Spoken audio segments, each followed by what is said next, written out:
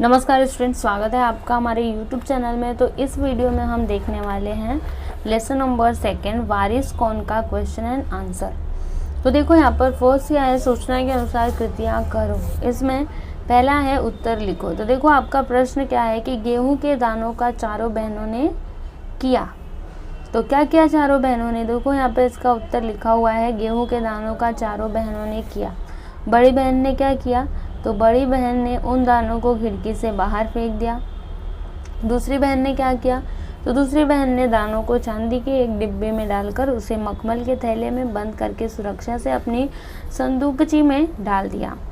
तीसरी बहन ने अपने कमरे की खिड़की के पीछे वाली जमीन में दाने बो दिए। फिर चौथी बहन ने क्या किया? तो चौथी बहन दानों को भुनवा करके खा गई। ठीक है ना? तो ये है इसका उत्तर। अब यहाँ पे दूसरा प्रश्न क्या है कि उचित घटनाक्रम लगाकर वाक्य फिर से लिखो। अब इसका मतलब आप समझना क्या दिया है इसमें कि आपको क्या करना है, यहाँ पे जो भी सेंटेंस दिए गए हैं, यहाँ की बात मैं नहीं कर रही हूँ, आप अपनी टेक्स्ट बुक में देखिएगा, क्योंकि यहाँ पे तो मैंने डायरेक्टली आंसर लिखा है। ठीक है, आपको यहाँ पर नहीं दिखेगा। आपकी टेक्स्ट बुक में ना जो स्टेटमेंट है ना वो ऊपर नीचे करके लिखे हुए हैं, आपको लाइन से लगाना है। ठीक है, कि कहानी में पहले क्या हुआ, फिर उसके बाद क्या हुआ, फिर उसके बाद क्या हुआ, ऐसे करके आपको बताना है। तो यहाँ पर देखो, सबसे पहले ना चौथा वाला स्टेटमेंट आएगा, अंत में उसे एक उपाय सूझ गया। ठीक है, फिर उसके बाद पहला वाला आएगा, सभी के उत्तर से राजा को बड़ी निराशा हुई। एंड देन दूसरा वाला आएगा, रथ एक बड़े से हरे भरे खेत के सामने रुक गया। फिर उसके बाद तीसरा वाला आएगा, राजा ने हैरानी से राजकुमारी की ओर देखा।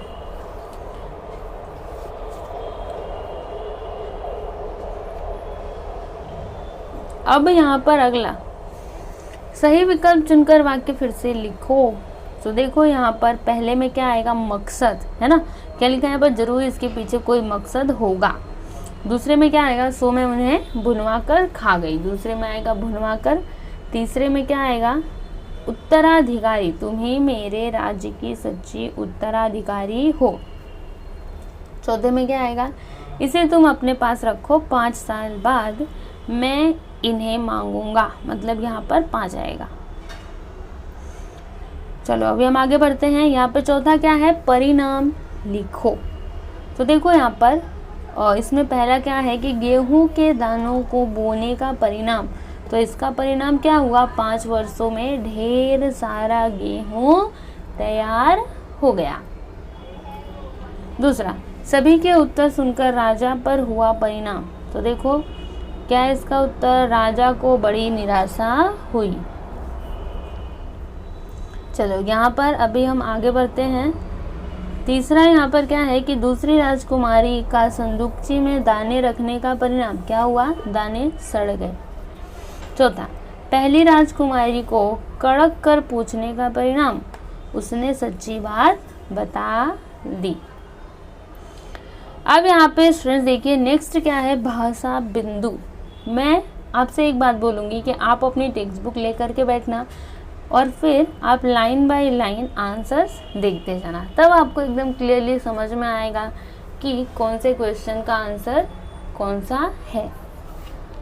तो इसमें क्या है कि रचना के आधार पर विभिन्न प्रकार के 3-3 वाक्य पाठों से ढूंढकर लिखो। मतलब आपको क्या करना है, विभिन्न प्रकार के 3-3 वाक्य, ठीक है, पाठ से ढूंढ करके लिखना है। देखो सरल वाक्य, इसके 3 वाक्य मैंने यहाँ पर लिखे हुए हैं। एक राजा था, दूसरा चौथी और छोटी बच्ची तनिक बच्ची थी, फिर तीसरा समय पर अंकुर फूटे। ठीक है, ये क्या हो गया आपका सरल वाक्य। अब बात करेंगे हम संयुक्त वाक्य की। तो देखिए मैंने यहाँ पर लिखा हुआ है, पहला, उसने दानों को भुनवा कर खा डाला और खेल में मग्न हो गई। दूसरा, बड़ी राजकुमारी भंडार घर जाकर गेहूं के दाने ले आई और राजा को दे दिए।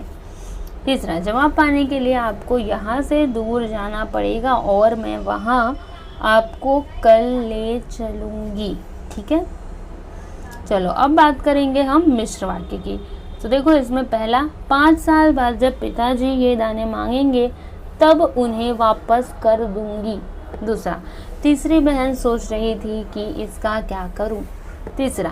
तीसरी राजकुमारी को यकीन था कि पिताजी ने उन्हें यूं ही ये दाने नहीं दिए होंगे।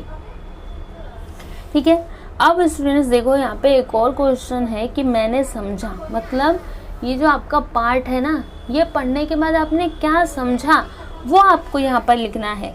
ठीक है, तो देखो मैंने यहाँ पे इसका आंसर लिखा है कि हमारे बड़ों द्वारा दिए गए कार्य के पीछे जरूर कोई मकसद होता है, इसलिए हमें अपनी बुद्धि का प्रयोग कर उस कार्य में श्रेष्ठ फल पाने के लिए प्रयास करना चाहिए। अपने प्रयासों से ही हम जीवन में सफलता प्राप्त कर सकते हैं।